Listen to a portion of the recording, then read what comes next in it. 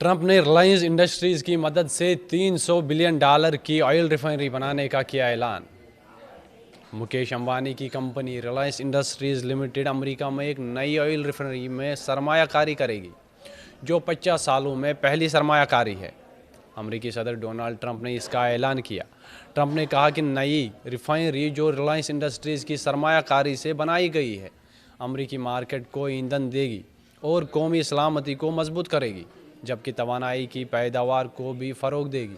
انہوں نے کہا امریکہ حقیقی توانائی کے غلبے کی طرف لوٹ رہا ہے۔ آج مجھے یہ اعلان کرتے ہوئے فخر ہو رہا ہے، یہ امریکی تاریخ میں سب سے بڑا $300 بلین کا تاریخی معاہدہ ہے۔ ٹرمپ کے مطابق اس پروجیکٹ کی کل لاگت $300 بلین تقریباً 25 لاکھ کروڑ روپے سے زیادہ ہوگی۔ یہ امریکی تاریخ کا سب سے بڑا توانائی کا معاہدہ ہے۔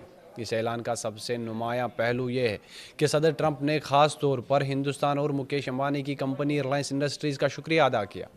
یہ معاہدہ واضح طور پر ہندوستان اور امریکہ کے درمیان مضبوط ہوتے تجارتی تعلقات کی عکاسی کرتا ہے۔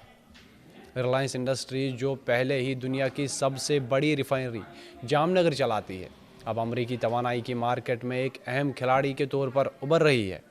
ٹرمپ نے وضاحت کی کہ ان کی پالیسیوں جیسے کہ اجازت دینے کے عمل کو آسان بنانے اور کم ٹیکسوں نے ہندوستان جیسے دوست ملک کو امریکہ میں اتنی بڑی سرمایہ کاری کرنے کی ترغیب دی ہے۔